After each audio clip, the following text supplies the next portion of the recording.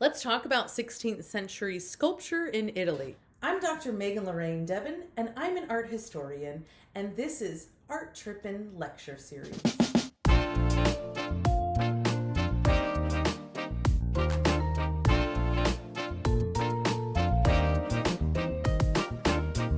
Hi, I'm Dr. Megan Lorraine Debin, and this is Art Trippin.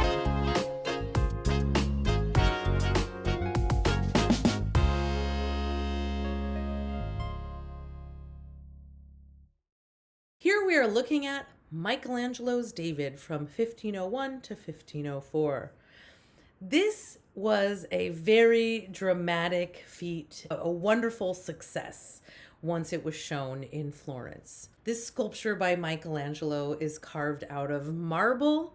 Michelangelo would travel to choose the marble that he wanted and make sure that he had the perfect marble from the Carrara marble from the mountains. He would travel to get this marble to make sure that he had the highest quality materials. Then he carved this image of the David.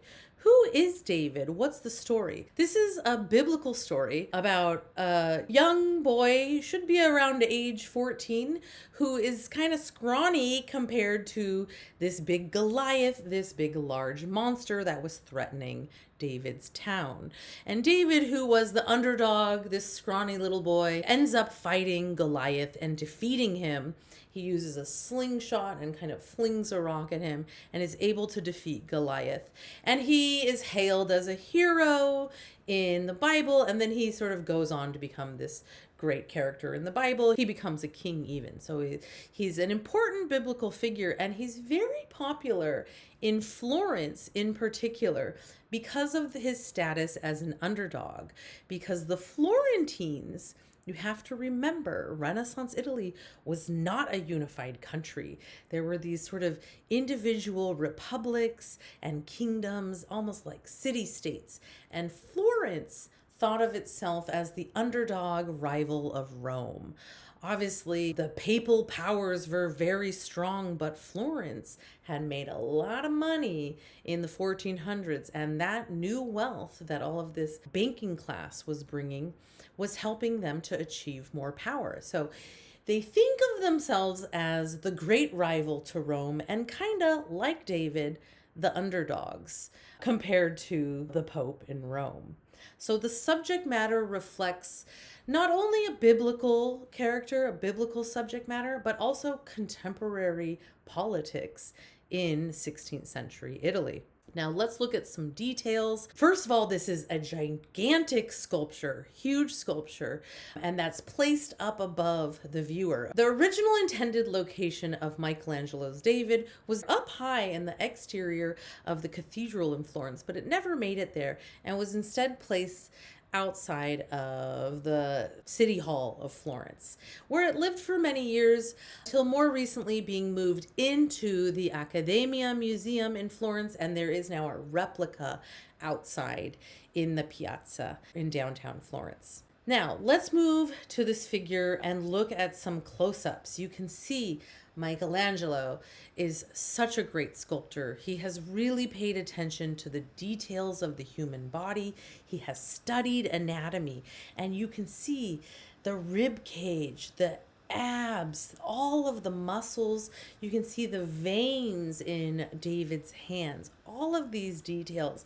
If you look at him from behind, you can see that David has been getting his squats in. You can see all of the muscles of his legs and his booty.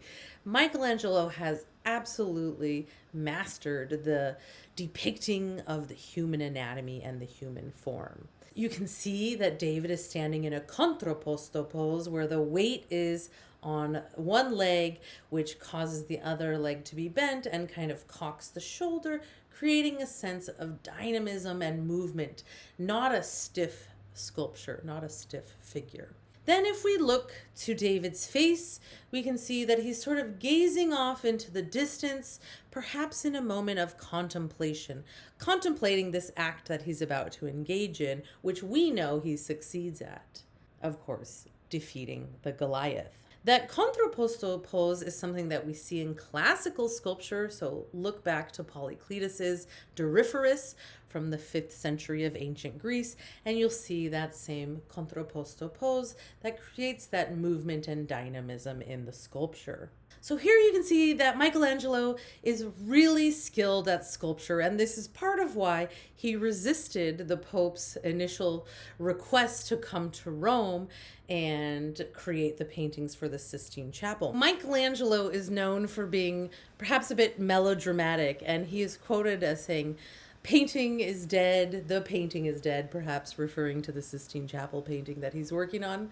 "I am not in the right place. I am not a painter." So he really thinks of himself as a sculptor more than a painter, even though he's probably most well known for his Sistine Chapel ceiling, which is a painting. Stay tuned for the next video in which we discuss the High Renaissance in Venice, Italy.